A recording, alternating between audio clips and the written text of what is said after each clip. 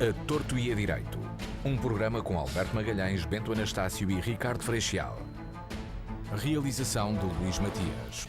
Muito boa tarde, bem-vindo ao A Torto e a Direito, edição deste dia 24 de janeiro. Boa tarde, Ricardo Freixal, Alberto Magalhães e Bento Anastácio, bem-vindos ao programa de hoje. Começamos hoje com as notas, como é habitual. O primeiro é o Alberto Magalhães. Alberto, notas para a abertura do programa. A primeira nota, o Teatro Moribundo. Como bem disse o Francisco Louçã, neste momento na Comuna está em cena a Casa de Bernardo da Alba. A Casa de Bernardo da Alba é uma peça do Garcia Lorca, em que a Alba, a Bernarda, tem 5 filhas. Ora bem, nesta peça, nesta encenação, tanto a Bernarda Alba como as 5 filhas são interpretadas por homens. Também já vi um Hamlet negro, a peça de Shakespeare.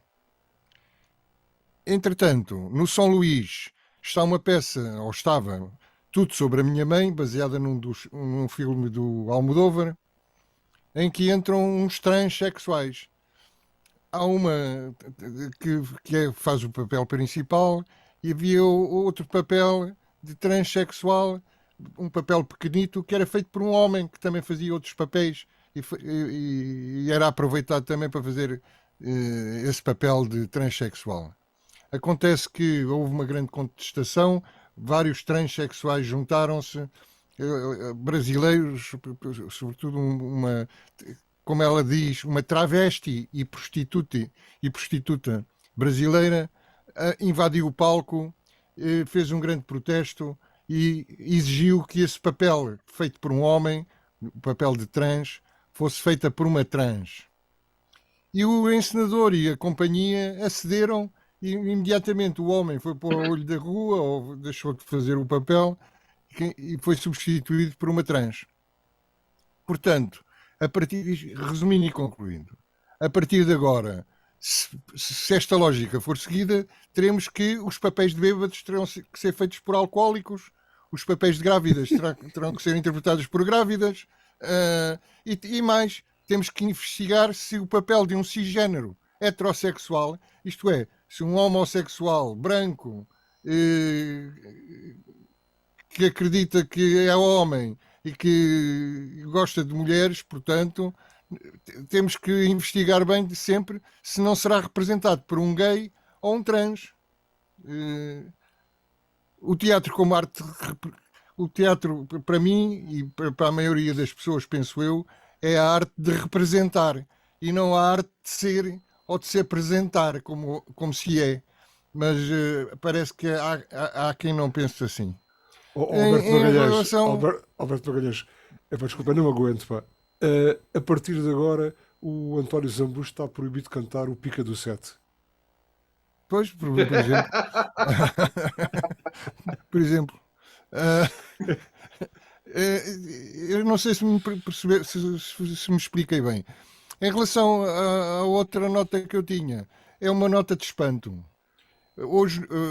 Ontem, no Público, parece-me, foi ontem, veio uma notícia que é a seguinte: o núcleo de ferro da Terra, do planeta Terra, parou recentemente, há uns anos, dizem agora os geólogos, ou alguns, pelo menos, e voltou a girar, mas em sentido contrário. Ainda por cima em sentido contrário ao da rotação da Terra. Eu não sei se acredito. Eu costumo acreditar nos cientistas, pelo menos assim à primeira, mas esta é demais para mim. E aqui fica o meu espanto e a minha estranheza. É só depois alterarmos o calendário. O núcleo, fica tudo na mesma, só a dizer ao contrário. Alberto, eu já tinha desconfiado disso, pá. Eu já tinha desconfiado que isto andava tudo ao contrário. Andava ao contrário. Não sabia a razão. E agora já está. Das notas agora do já ficam a saber. Já sabem do ferro, é do núcleo de ferro. É essa porra que anda ao contrário. Está tudo desmagnetizado ao contrário, pá. Passamos para as notas que nos traz o Bento Anastácio. Bento, boa tarde. Boa tarde, Luís, boa tarde ao Alberto e ao Ricardo, a quem faz o favor de nos ouvir. Eu tinha aqui duas notas breves. A uma primeira, o Alberto já teve a desfaçatez de me gamar, mas pronto. Mas provavelmente Mas seria eu bom vou ao que ele escutar disse. os teus argumentos ou o que é que Agora, destacas dessa vou nota e juntar, desse vou assunto, não é? juntar, vou juntar a outra parte, a parte que me deixa preocupado. Primeiro, eu não acredito em bruxas nem em coincidências e sei que no teatro trabalha-se a sério. Se estuda textos, se estuda marcações, se fazem interações, etc, etc. Portanto, isto não passa de uma pura encenação à volta desta invasão do palco, não passa para mim de um fediver, foi encenado, montado, preparado, trabalhado. Pode fazer parte, sim. Eu não digo que não. É a única explicação, porque o whatever, o ator que fez aquela pseudo-entrada em cena e que insulta toda a gente que está em cena e o desgraçado que faz o papel, etc. Aquilo é encenação pura e dura. Não, pelo simples facto de que, passado menos de 48 horas, estava em palco a representar, ou no dia a seguir, ou o que é que foi. Portanto, isto, o querer que isto é assim, punha em causa todo o trabalho de ator, todo o trabalho de encenação, todo o trabalho O que papel há, era existe. pequenito, parece que o papel era pequenito. Mas sim, Independentemente disso, falava com pessoas, tem marcações, tem que entrar, tem que sair, tem que ensaiar. sim. Não há jam sessions em palco, a não ser no jazz e em outras situações parecidas. Não é quem não se cai de paraquedas e se tem um papel numa peça de teatro que foi trabalhada, que foi encenada, que foi montada. Portanto, isto é tudo uma vigarice.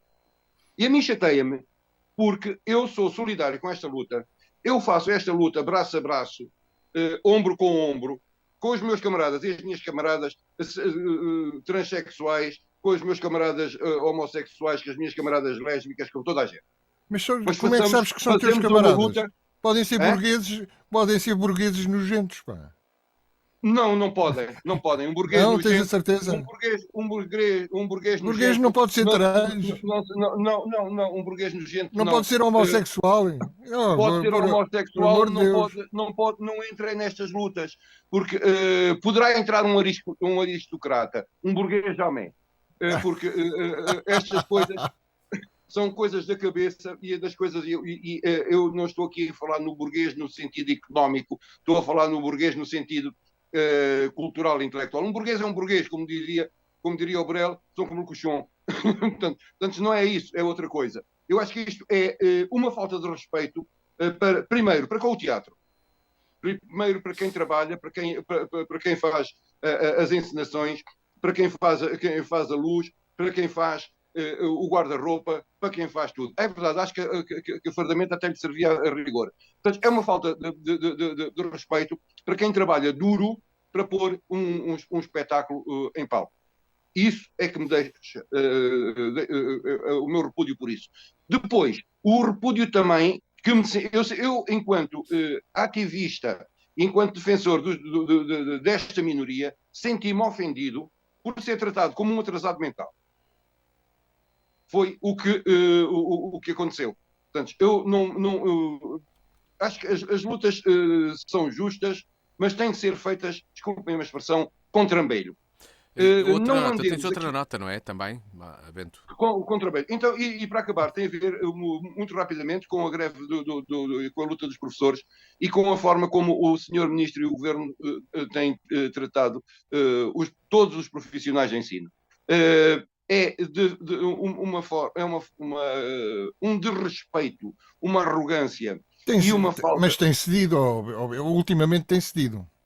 Tem cedido, mas tem feito o que cede. São coisas de pequeno pormenor. Mas o pior, o que me deixa ainda muito indignado e, acima de tudo, furioso com este governo e com este ministro é a forma como tem reagido.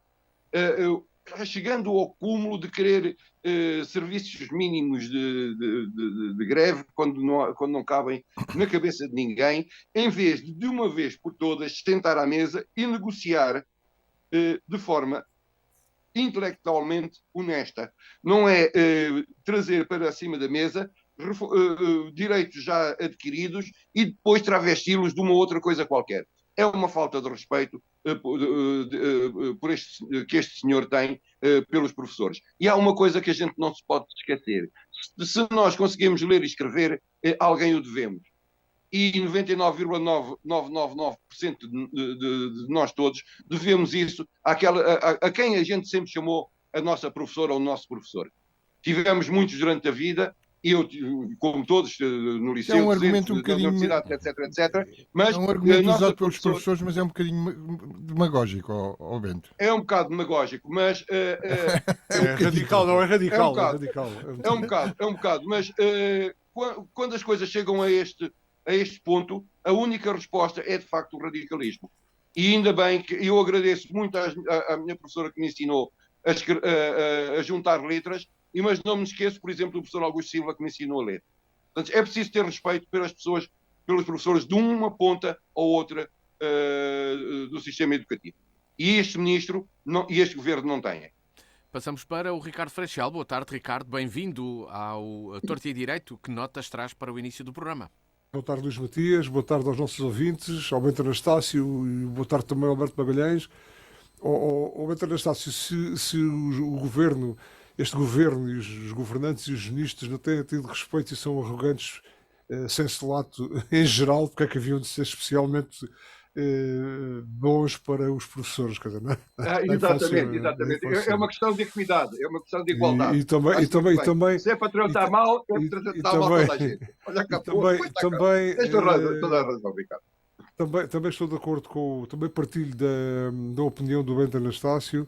Também fui aluno, hoje sou docente, sou professor, mas aprendi com todos os professores e tenho muito respeito por todos os professores. Mesmo aqueles de quem eu gostava menos e que acho que foram menos pedagógicos, até mesmo com esses eu aprendi, pelo menos a tentar não ser como eles. Mas, portanto, aprendi sempre com os professores e, portanto, um bem-aja a todos aqueles que contribuíram para a minha formação enquanto homem e enquanto académico. Bem-aja para todos eles. As minhas notas de abertura. Nem tudo é mau aqui em Évora, nem tudo é mau, nomeadamente no que diz respeito ao desporto.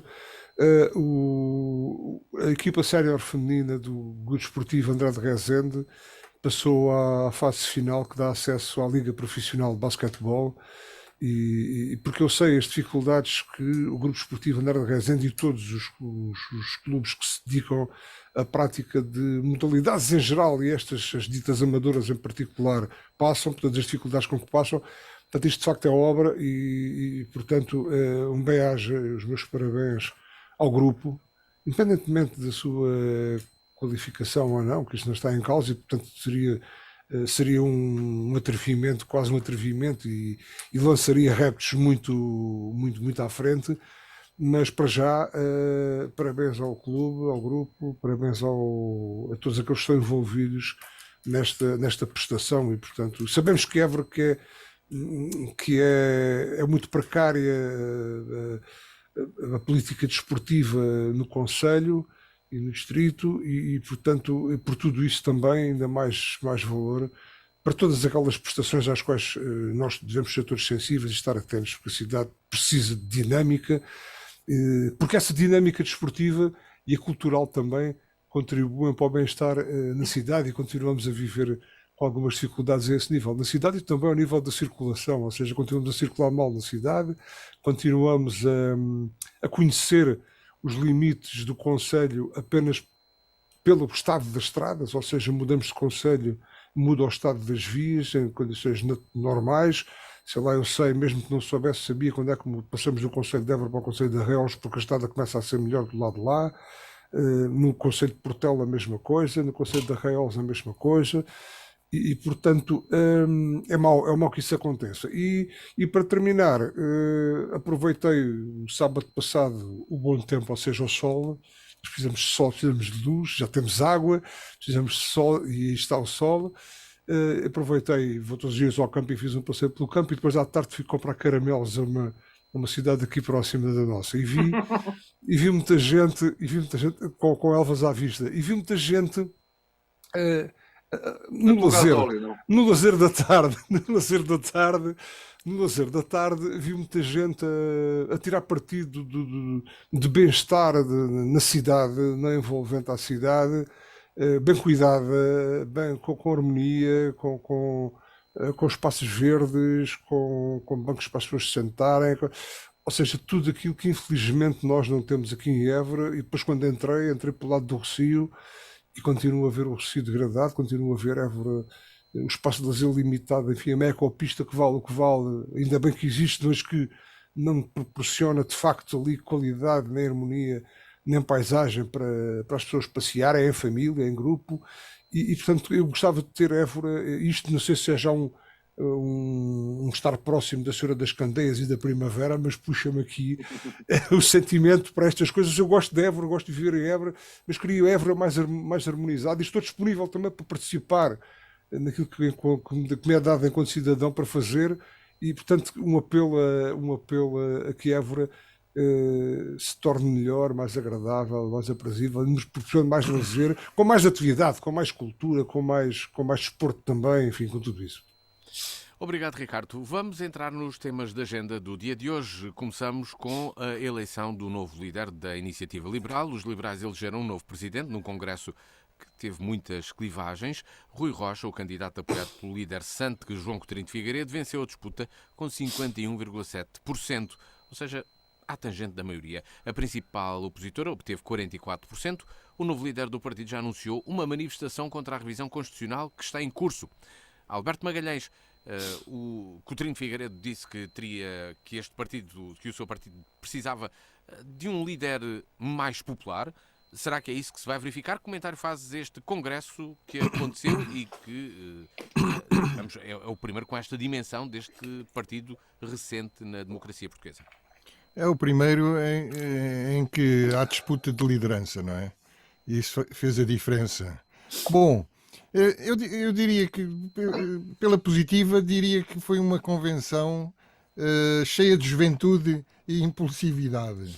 Pela negativa, diria que fizeram jus e quiseram dar razão ao que António Costa lhes atirou à cara na Assembleia da República. Isto é, foi uma guincharia e uma gritaria pegada. As coisas extremaram-se bastante e a convenção, durante quase todo o tempo, tratou de assuntos internos, tratou de disputa interna, tratou de quesílias entre membros, como eles chamam, entre membros do partido, e não propriamente, não se preocupou muito durante o fim de semana em tratar de apontar problemas do país e soluções para esses problemas. O Rui Rocha é uma solução de continuidade, foi indicado, o que muito perturbou os opositores, foi indicado pelo Coutinho de Figueiredo como a melhor solução de continuidade.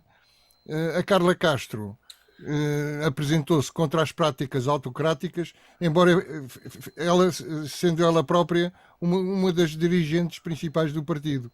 Portanto, aliás, Coutinho de Figueiredo mandou-lhe essa à cara. Isto é, ela esteve caladinha e não criticou o líder até se apresentar como candidata. E a partir daí foi um ver-se-te-avias.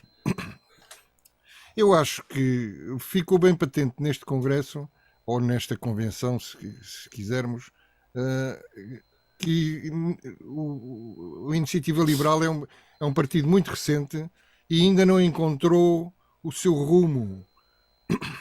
Porque nós temos ali, desde os conservadores liberais ao estilo mais CDS, até ao liberalismo progressista, quase politicamente correto, quase woke. E esses dois extremos não se deram muito bem nesta convenção. Aliás, a maior parte dos conflitos foi precisamente entre os conservadores liberais e os liberais progressistas, quase libertários, alguns.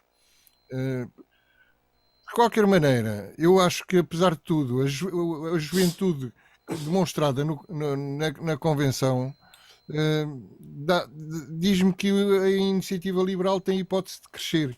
E tem hipótese de crescer à custa do PS, porque o PS muita gente vai se desiludir ao centro com o PS e vai ter como alternativa, não querendo ir para o PSD, por o PSD fazer parte do centrão, vai tentar uma alternativa na iniciativa liberal. Vai também crescer, pode crescer à custa do PSD, se o PSD continuar na mesma morrinha em que tem estado até agora com Rui Rio e também com Luís Montenegro. Montenegro, e até talvez que consiga crescer à custa do Chega, se manobrar bem, visto que o Chega também vai começar a certa altura a ser um poço de desilusões. Portanto, eu auguro algum futuro à iniciativa liberal, se souber manobrarem como deve ser, se tiverem uma estratégia e uma tática corretas. Do Alberto passo para o Bento Anastácio. Bento, o Alberto abre aqui as portas a uma iniciativa liberal mais posicionada ao centro. Será isso que vai acontecer também com esta mudança? Que análise fazes à participação política neste congresso que agora decorreu? Não parece. Eu, obviamente, não perdi muito tempo a ver a convenção da iniciativa liberal, que não é coisa que me interessa, não quero saber para nada. Portanto, ouvi en passant meia dúzia de coisas por dever de conversar convosco à volta disso, senão nem sequer isso teria feito. Mas não parece que o novo líder da iniciativa liberal procure outra coisa que não o aumento do populismo e das coisas à volta daquilo.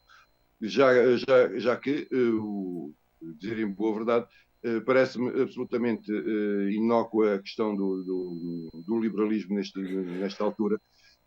Isso era uma coisa de antes da Revolução Francesa, uma coisa que consegue, inclusive, pôr em causa o contrato social do Rousseau. Eu não sei que liberais são estes, porque não são, deviam chamar-se outra coisa. Liberais não. Faz-me lembrar outras coisas. O liberalismo nasceu e cresceu com outras funções. Não foi só para o Estado desaparecer, mas pagar. Havia um contrato social que não me parece que o contrato social fundador do liberalismo tenha alguma coisa a ver com esta iniciativa liberal. Penso que irá rumar mais à direita, se é que isso é possível. A única diferença, de facto, é de forma. Ou seja, é uma rapaziada que toma banho todos os dias, é uma rapaziada que dá uns guinchos e tal, e faz umas coisas queques, mas pronto, tem como limites o mínimo dos mínimos, ou seja, não é um partido fora do sistema, é um partido que está dentro do sistema constitucional.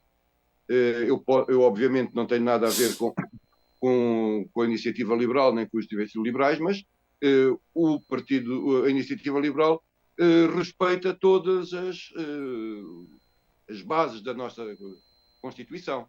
Não é um partido xenófobo, não é um partido racista, até porque interessa-lhes que isso é que então seria absolutamente antiliberal. Querem saber se as pessoas têm ou não têm dinheiro, onde o vão buscar, e desde que o tenham, querem lá saber se é branco, preto, azul ou as bolinhas.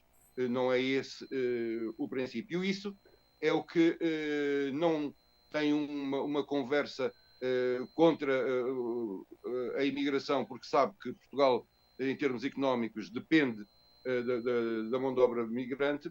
É alguém que tem um projeto que é absolutamente antagónico ao meu, mas que em alguns casos o tem estudado, que o tem pensado. É claro que tem e de uma forma absolutamente ideológica, politicamente centrada. E depois o que vai contra aquela questão de dizer que as ideologias morreram, que não há direita nem esquerda nem nada. Se há uma coisa que ele tem, é ideologia. Ao contrário daqueles outros que lá estão no Parlamento e que acham que são desta área, que não são pura e simplesmente fascistas completamente atrasados mentais. A Iniciativa Liberal tem uma formação ideológica profunda. A maior parte pelo menos dos que eu tenho ouvido, têm preparação ideológica, sabem o que querem e o que defendem. Obviamente que eu defendo rigorosamente o contrário, mas esta direção, penso eu, será menos politicamente decente. Quando eu digo politicamente decente, tem a ver com a forma de estar, que é o defender as suas ideias, as suas estratégias para o país, mas com o mínimo de rigor e com o mínimo de decência. Eu espero que o rigor e a decência continue na nova direção da Iniciativa Liberal. Até porque combater um inimigo inteligente dá muito mais pica do que combater meia dúzia de gajos parvos. Ricardo Freixal, na sua opinião, temos aqui um partido que escolheu um novo líder. O que é que muda aqui? Vai ser um partido mais combativo, mais popular, como o Coutinho Figueiredo disse que seria necessário? Não, já há este anúncio de realizar uma manifestação. Ora bem, eu perdi quase o mesmo tempo com a convenção da Iniciativa Liberal quase o mesmo tempo que o Bento Anastácio, ou seja, não perdi tempo nenhum com a convenção. Mas eu sou liberal, ou seja, sou liberal no meu modus faciandi, no meu modo de vida, tenho uma atitude de abertura e de tolerância a vários níveis. E também sou pelo respeito e pela liberdade cívica, económica e de consciência dos cidadãos, enquanto cidadão, enquanto interventor no tecido económico, e também sou agora também muito liberal porque mutatis mutandis, se o liberalismo surgiu na época do iluminismo contra a tendência absolutista, eu também aqui sou cada vez mais contra a prepotência na praxis política que é tida neste momento como praxis por esta maioria absoluta. Tenho dito aqui neste programa, tenho expresso muito essa opinião de que no quadro político que temos em Portugal, que havia espaço para uma iniciativa que mudasse um pouco a forma de fazer política e a forma de estar partidariamente na política. E de facto, isso explicou, quanto a mim, a dispersão de votos nos partidos tradicionais, uns para o lado do Chega mais à direita e outros para o lado, bom, um pouco mais de um posicionamento mais central, mais moderado para a Iniciativa Liberal. Agora, não me chegou ainda, não sei se tenho falta de informação ou não, mas não me chegou ainda a mensagem política da Iniciativa Liberal, não me chegou enquanto mensagem política daquele partido ou daquela iniciativa. E, portanto, quanto ao futuro, eu desconheço completamente o novo líder e desconhecia um pouco também, no profundo de ser político, o Coutinho de Figueiredo. Achava um pouco brando, enfim, pouco incisivo, pouco acutilante naquilo que é a sua intervenção política. E, portanto, não chegava a mensagem. Podia eventualmente tê-la, mas a mensagem não me chegou. E partilho um pouco também daquilo que é.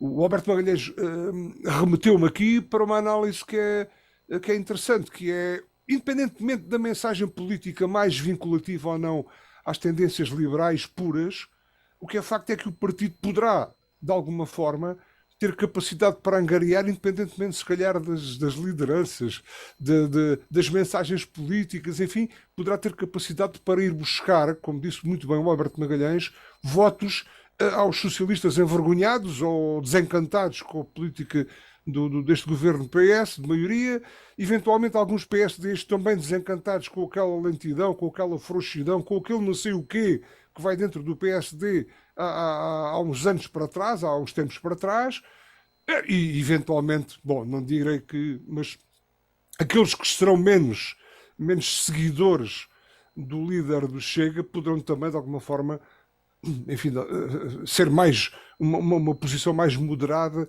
e acabar por se congregar no Iniciativa Liberal. Portanto, independentemente da mensagem política liberal pura ou não, eu acho que a Iniciativa Liberal que existe, enquanto força partidária, tem capacidade, eventualmente, não por aquilo que poderá mudar em função da sua nova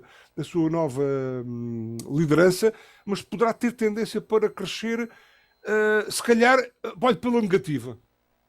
Pelos não votos nos sociais-democratas puros, porque não se revêem numa falta de liderança e de verticalidade política, e depois naquelas que são desencantados, enfim, com a governação do Partido Socialista e com o desgaste que essa governação provoca, e portanto poderá crescer um pouco nessa base. Agora, se isso será duradouro ou não, ou se poderá ser apenas efêmero, enfim, já depende, aí sim, aí já depende daquilo que for a liderança futura da Iniciativa Liberal. Mas eu, para já, não notei, ou seja, não me chegou, até a mim não simpatizei muito com a forma de atuação política da Iniciativa Liberal em termos de intervenção. Achei-os muito macios, muito pouco interventores, enfim, as clivagens que eventualmente terão acontecido na Convenção não aconteceram em termos de política aqui com o status quo que nós vivemos neste momento. Pelo menos eu não me dei conta disso. Alberto Magalhães. E outra coisa, a única experiência que tive a nível local com a Iniciativa Liberal há 3 ou 4 anos atrás foi péssima, não é? Alberto Magalhães. Foi péssima, isto atenção. Claro. A experiência que tive não foi demasiado íntima, foi num fórum de discussão, num jantar. Vamos ver. Tanto como eu, nunca poderia ser de um partido que te aceitasse, não?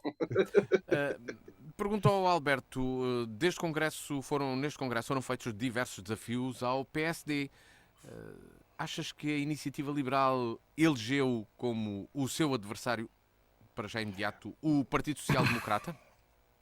Se a Iniciativa Liberal quer, como o novo líder diz que quer, o Rui Rocha, diz que quer chegar aos 15% de eleitores, vai ter que comer muito eleitorado do PSD. Além disso, o PSD há muito pouco tempo deu o flanco, não é? Ao abster-se na votação da moção de censura posta precisamente pela Iniciativa Liberal, baixou as calças. Não deu o flanco, baixou as calças. Exatamente. Portanto, pôs-se a jeito para as críticas da Iniciativa Liberal. De facto, o Luís Montenegro teve um péssimo desempenho na questão da moção de censura, não é? Porque perdeu uma oportunidade de dizer: nós não concordamos com o que este governo está a fazer, nós censuramos o governo porque o governo precisa de uma forte censura. E portanto é natural que o Rui Rocha pegue nisto e tente manter o PSD sob pressão, dizendo: então como é que é? Vocês não censuram o governo, vocês não podem liderar a oposição. Quem tem que liderar a oposição somos nós. E as pessoas que não gostam do Chega poderão concordar com o Rui Rocha. Bento Anastácio, será isso que vai acontecer também no teu entendimento? Porque haverá aqui a Iniciativa Liberal vai começar a atacar mais o PSD durante os próximos meses e o próximo ano, digamos assim? Que a Iniciativa Liberal terá a tendência absolutamente natural de querer ser para o PSD o que foi até há pouco tempo o CDS. Vamos lá ver. Apesar de, teoricamente, o espaço do CDS não ser compatível com o espaço da Iniciativa Liberal, porque a gênese, pelo menos a gênese democrata cristã do CDS não é aquela, Sim, mas o É claro. CDS já teve um lado muito liberal com o... Sim, mas o CDS já foi tudo e mais alguma coisa. Mas penso que não é por aí, não é nessa área, se quisermos, da pouca que existe ainda, da área da democracia cristã, que a iniciativa liberal poderá crescer. Crescerá, obviamente, pelo lado do partido mais liberal do nosso espectro. E até agora, quem roçava o liberalismo, em função também das várias direções, era o PSD, que era um partido liberal, nunca foi um partido social-democrata.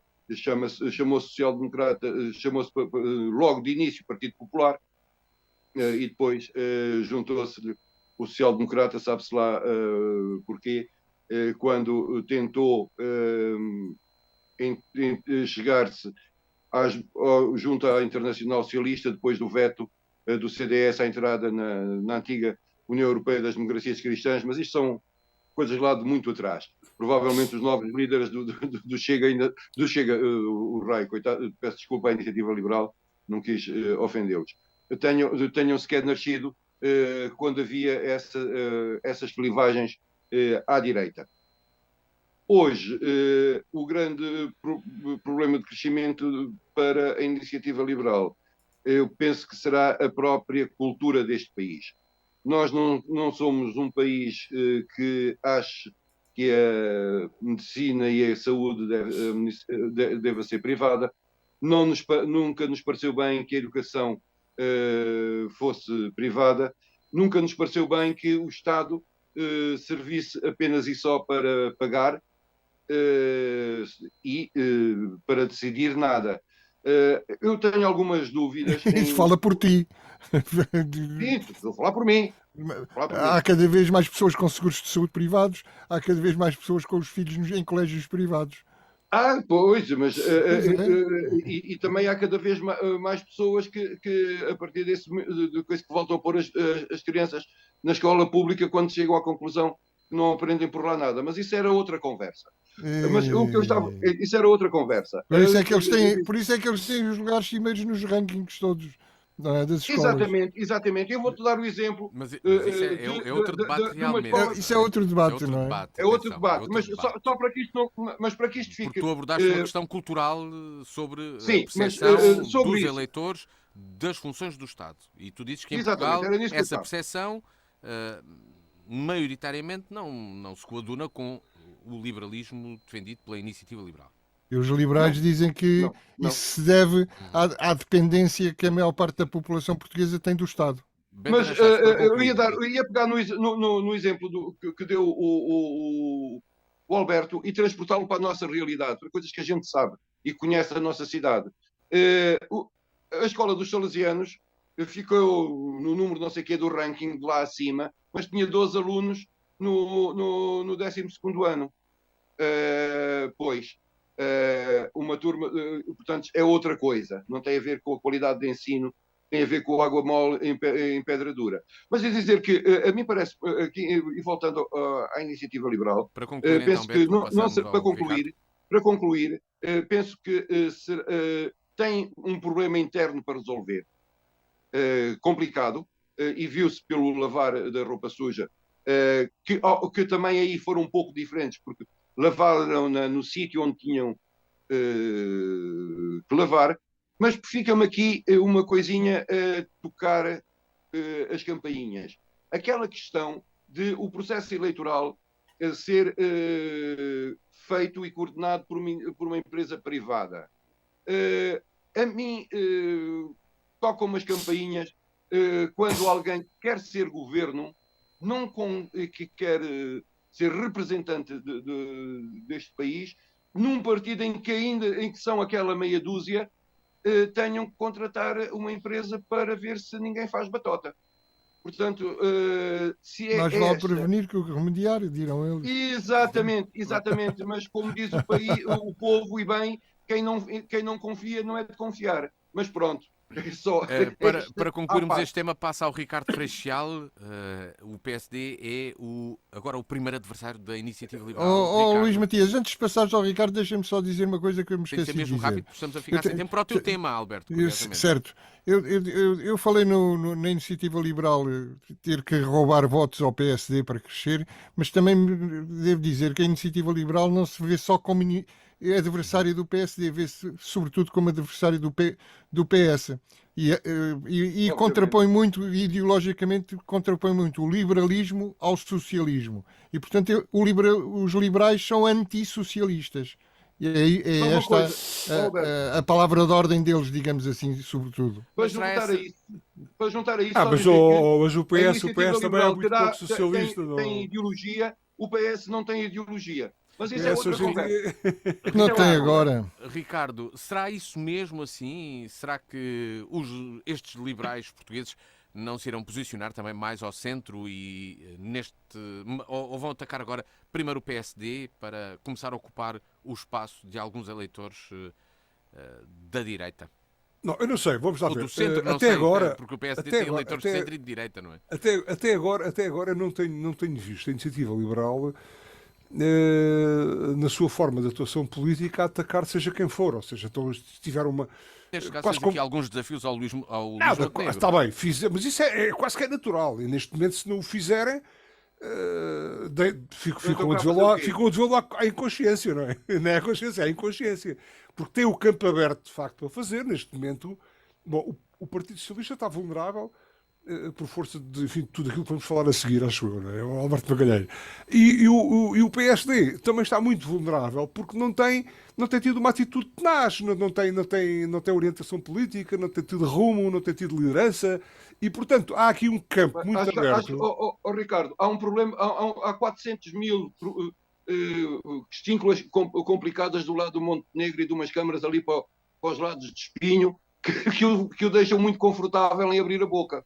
Há uma série de, bom, há uma série de Ricardo, coisas. sim, então a sua opinião, há eu tudo tenho isso. que Há seja tudo breve. isso. Agora, Peço desculpa. isso é para os casos, né? Isso é para os casos e casitos. Agora, de facto, há aqui um campo aberto para que uma qualquer força que tenha capacidade de análise, sobretudo de análise do que é que se está a passar, que tenha um rumo, que tenha naturalmente objetivos, não é?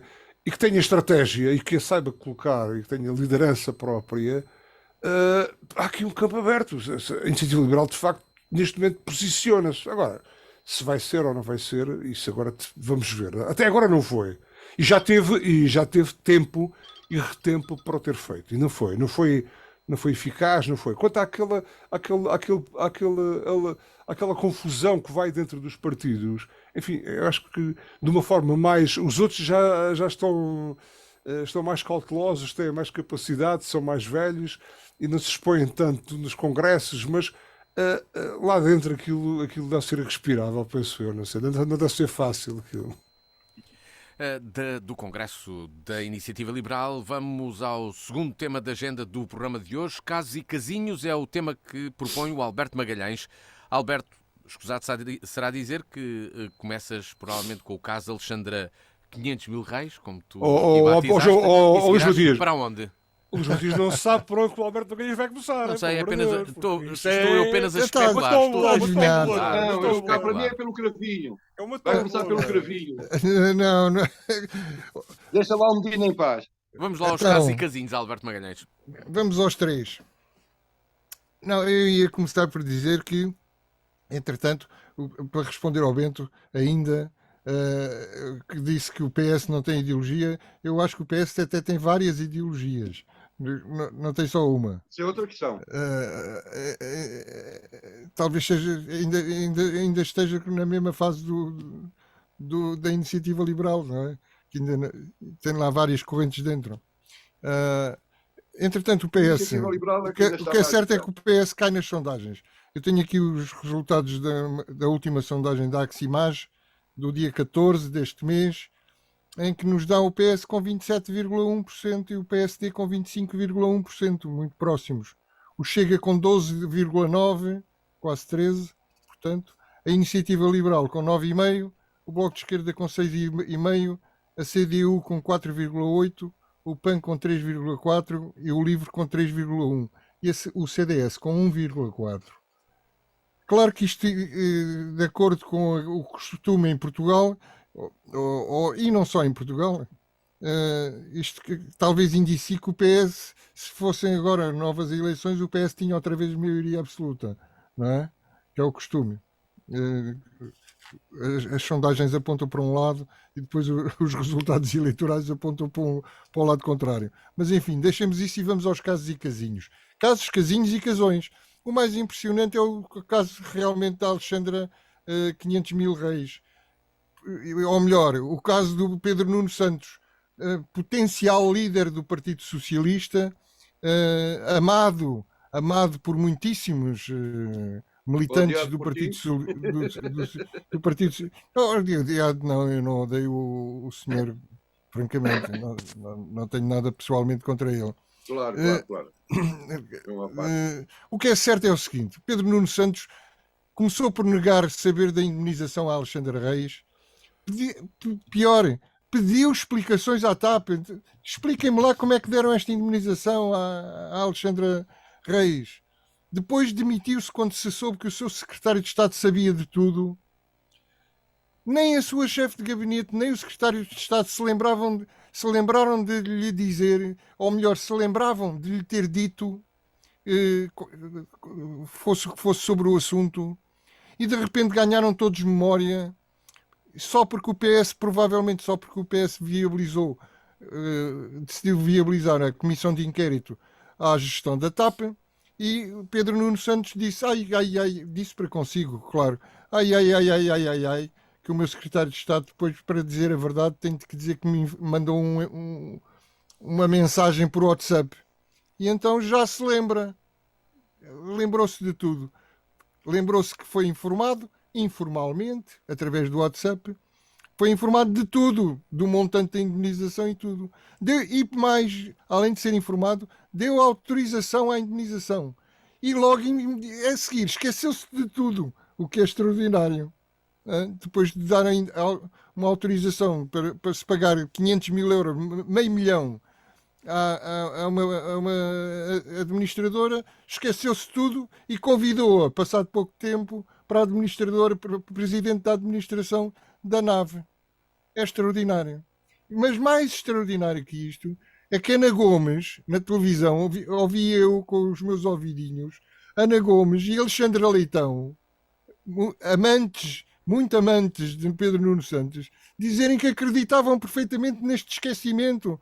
Isto é, e que temam em ser enganadas, querem ser enganadas. É uma coisa extraordinária. E parece que há muita gente no PS que quer ser enganada em relação a Pedro Nuno Santos, que se mostra que cada vez que há um problema com ele, a conclusão que nós podemos tirar é que ele é infantil, impulsivo, como as crianças ou como os adolescentes. Eu não consigo tirar outra conclusão. Em relação a outro casinho, Gomes Cravinho, menos impulsivo, não é? Mais cerebral, mas o que é certo é que deixou que uma obra que estava orçamentada em 750 mil euros, passasse para 3 milhões e qualquer coisa.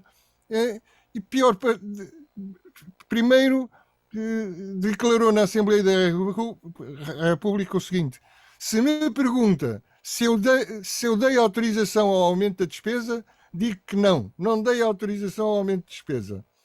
Com isto iludiu a pergunta que era: sabia do aumento de despesa? E afinal sabia. Provou-se finalmente que sabia. O ofício existe, o ofício informal existe. No ofício dizia-se que afinal já não iam ser precisos 750 mil euros, mas sim muito mais. Mas o muito mais não eram os 3 milhões.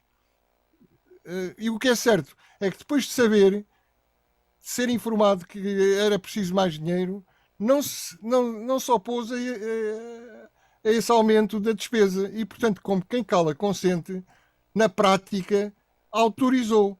E se autorizou, quando disse que não tinha autorizado, mentiu. Esta é que é a verdade. A desculpa que deu é que em março de 2020 o hospital militar era muito urgente para internar pessoas com Covid e o grande problema, diz ele, não sou eu que digo, o grande problema aqui é a falta de autorização. Quer dizer, ele foi informado, não disse nada, não desautorizou, mas também não autorizou. E diz agora que o problema é a falta de autorização. Não, o problema não é a falta de autorização. O problema é despesas enormes não justificadas. 3 milhões e tal. E depois ainda há o caso do Medina, já agora para acabar, o caso do Medina e Manuel Salgado. Este caso é curioso por isto. Medina diz e assume que contratou politicamente como é que ele se chama? Joaquim Mourão. Isto é, não foi por. Contratou-o como se contrata um assessor. Contratou-o para chefiar uma equipe. Mas ao mesmo tempo, Manuel Salgado abriu uma consulta a três empresas, uma das quais Joaquim Mourão, empresário em nome individual, né? Para o mesmo fim exatamente. Mas o que é que a gente sabe? Que a Risco é o ateliê de arquitetura de Manuel Salgado. A Risco, em Castelo Branco, quando o Joaquim Mourão era presidente da Câmara, ganhou projetos no valor total de 446 mil euros. Portanto, os 90 mil que ele deu a ganhar à empresa de Joaquim Mourão é peanuts. E Medina sempre fechou os olhos às malfeitorias de Manuel Salgado e mais uma vez assim o fez. Assume ele que foi ele que contratou o Joaquim Mourão. É muito estranho. É estranhíssimo. Pronto, já não tenho tempo para falar dos outros, da agricultura e das contas arrestadas, do Miguel Alves e do pavilhão fantasma, etc. Mas são casos demais. E por isso é que o PS cai nas sondagens. Cravinho, Bento Anastácio, também, são casos... O Cravinho já falei. Sim. Do Gomes Cravinho. Bento Anastácio, e no teu entendimento... Não me diga que não deu por isso. Mas da imobiliária também, ou não? Isso não sei. Da imobiliária, o problema essa é nova, não é? É ele não saber nada dos sócios que escolhe. Nada, não sabia. E depois mas, Ricardo, já lhe dou a oportunidade de falar sobre o assunto. Deixa-me lá passar ao Bento Anastácio. Não. Bento, temos casos... Temos casinhos ou temos pseudocasos? O que é que já aqui temos? O que nós temos é uma, como eu aqui já disse várias vezes, nós temos uma espécie de Cosa Nostra à frente dos desígnios do país. Há demasiadas coincidências, se eu acreditasse em coincidências. Mas o que nós temos visto é o levantar de pedras e depois debaixo de cada uma sai outra e abriu-se a caixa de Pandora e num dia destes Portugal retira a Grécia e a Itália do ranking dos PS a fazer PSices. Porque o comportamento que têm tido nos últimos tempos, a relação que têm com a coisa pública, não é coincidência. Nós olhamos para os sucessivos casos neste governo e tem um padrão que vem de trás e que eu já muitas vezes disse que o Partido Socialista e as obras têm algum problema. Em tempos houve, e agora posso falar nisso, o senhor já faleceu, tempos houve em que havia um autarca do Partido Socialista que era conhecido pelo último andar. E quando havia algum problema ali na construção e na zona ribeirinha de Portimão, resolvia sempre da mesma forma. E isso passou durante muito tempo, toda a gente sabia, sobre isso não se falava. A diferença é que agora começa-se a falar. Deixou de haver intocáveis, passou o Ministério Público a não ter medo de ir fazer as investigações e que elas comecem a aparecer e, salvo melhor opinião, isto começam a ver-se neste momento os resultados da política da anterior Ministra da Justiça, que vinha ela do Ministério Público e que finalmente começou a dotar aos poucos o Ministério Público e a Polícia Judiciária de meios e há coisas que começam a aparecer. Não sei se é coincidência ou não, são grande parte delas pelo lado do Partido Socialista. É claro que é quem está no poder, é quem vende jornais. Mas, por outro lado, temos o caso do Presidente da Câmara que era e do Presidente da Câmara que passou a ser, um do PS, outro do PSD, que receberam, alegadamente, algumas contrapartidas de ordem financeira para da mesma empresa. Já para não falar no caso Cafofo, como é que o senhor te chama. E aí nós temos que esperar, porque parece-me que é pela primeira vez se começa a mexer numa outra coisa, que é o financiamento ilegal dos partidos. Até agora tínhamos estado a falar só no fulano A, B e C ou D, do partido A, B ou C ou D, que punha a mão na massa. No caso da Madeira, estamos perante um caso novo, que é o partido põe a mão na massa. E aí são outros 500. E quando começarmos por aí, vamos ver o que isto vai dar. E isso aí deixa muito mais preocupado.